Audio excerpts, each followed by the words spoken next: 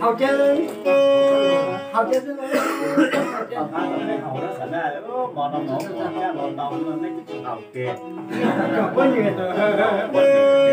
đây hầu cái hầu nó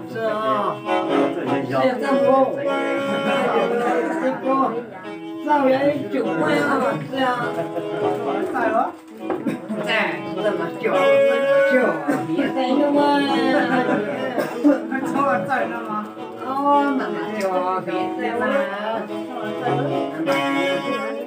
cái nó kiểu chú nó là con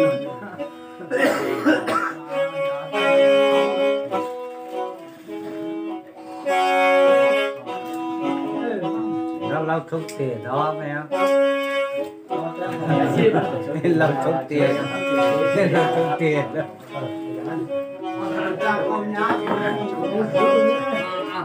nhá mà ra mà mua thế thì đâu thôi mà cháu ấy không đây nghe cho thì rồi đừng phá đi mà thuốc tiền phá đi sao này kia đâu ôi thế mà nhìn đâu nữa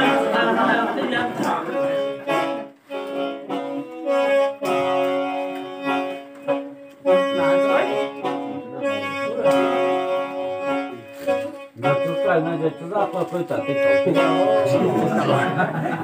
hả? Chúng ta chúng nó phải trả khẩu cái nó ta để dùng đó. Đấy nó mà tụi ta phải bảo mà.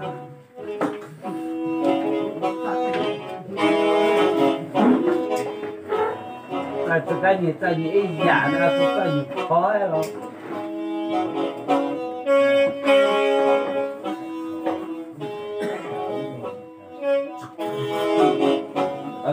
Cái gì nhiều ở đâu?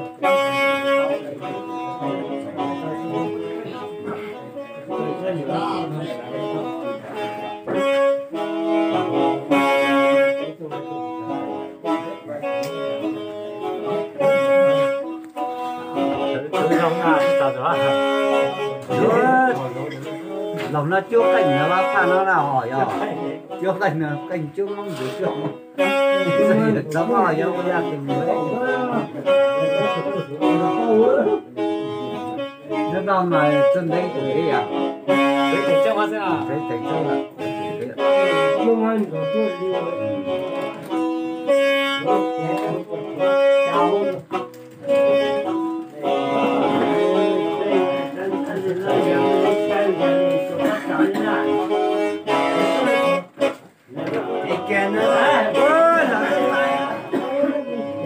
là nó sẽ tự nhiên chỗ hết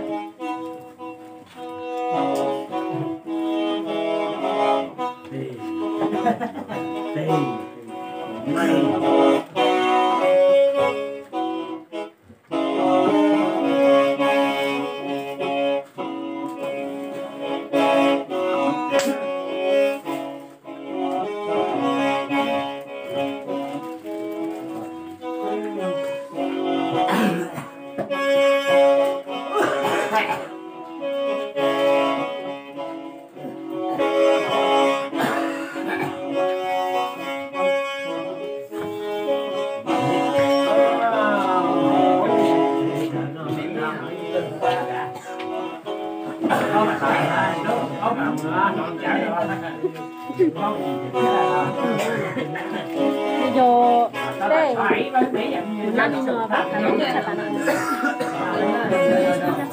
giờ mấy thằng này mấy thành phải đi năm thành phải một cho nó đi mấy làm chuyện là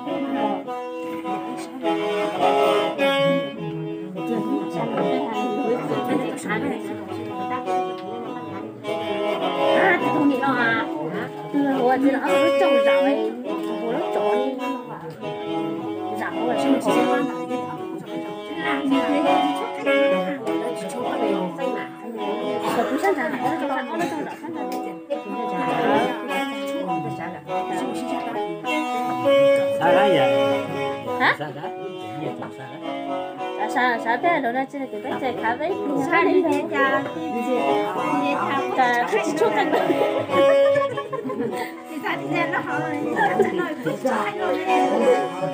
这不我最大的出干的。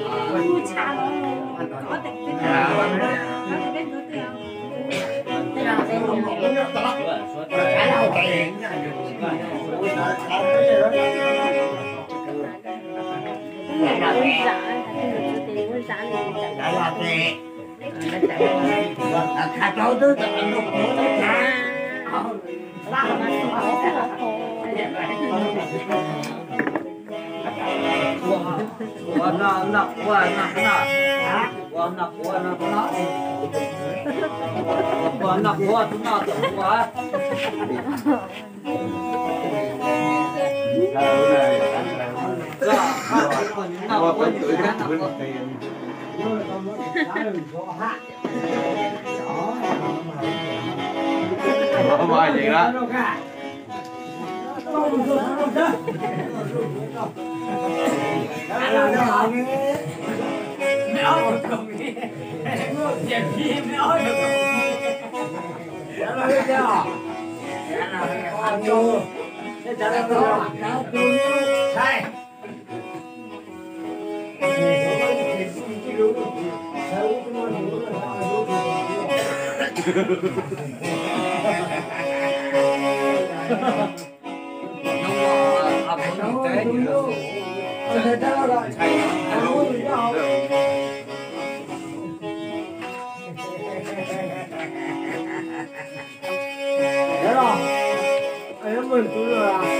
Thôi chạy luôn đó. Ôi nó tao nó tao trong giờ trái nó mà giờ trái nó tao đó. Hãy subscribe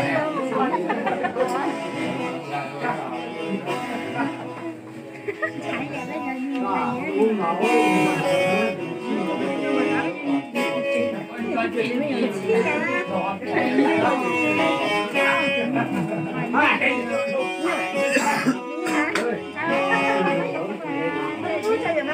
hấp dẫn. nhủ là con nó gì nhùa á